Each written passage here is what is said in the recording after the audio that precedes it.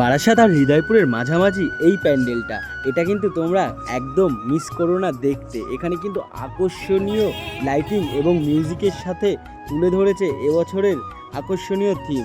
Guys, তোমরা এখানে কিভাবে আসবে? ডাক বাংলা মোড় থেকে একটুখানি জাস্ট সামনে এগিয়েই এই মোড়টা তোমাদের পড়বে, আর এই মোড় থেকে তোমরা জাস্ট একটুখানি পায়ে হেঁটেই সামনে পৌঁছে যাবে ফ্রেন্ড সার্কেল। আর ফ্রেন্ড সার্কেলের আকর্ষণীয় থিম এবছরে বাংলার কৃষ্টি। তো আমি এখানে পৌঁছাতেই আমার চোখটা একদম ধাঁধা বড়া হয়ে গেল। গাইস, তোমরা দেখে নাও নিজের চোখেই এখানে কত সুন্দরভাবে আকর্ষণীয়ভাবে তুলে ধরেছে কিছু গ্রামীণ দৃশ্য আর হাতের কাজ। এখানে যারা কাজ করেছে জানি না তারা কি বাইরের না আমাদের কলকাতারই কেউ। তো গাইস, আমার তো অসাধারণ লেগেছে এই প্যান্ডেলটা। তোমাদের কেমন লাগছে কমেন্ট বক্সে অবশ্যই জানিও। তো চলো ফুল ভিডিওটা ওয়াচ করো, দেখো কেমন লাগলো কমেন্ট বক্সে জানিও।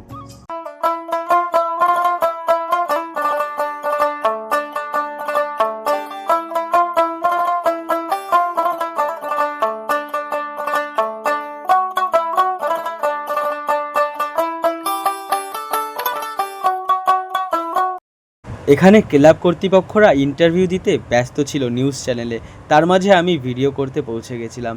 এখানে পৌঁছে আমি শ্যামা মায়ের মুখটা দেখে মনটা ভরে গেছিল। আর এখানে যেন অসাধারণ কিছু হাতের কাজ করা আছে।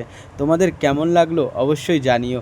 আর এখানে যদি তোমরা আসো অবশ্যই তোমাদের বলবো হাতে একটু সময় নিয়ে আসো, কারণ কিন্তু এখানে অনেক ভিড় হতে চলেছে। গাইস, তোমরা হাতে অবশ্যই সময় নিয়ে এসো। আর এই ভিডিওটা কেমন লাগলো কমেন্ট বক্সে জানাতে ভুলো না। টাটা, দিল সে লাভ ইউ সবাইকে।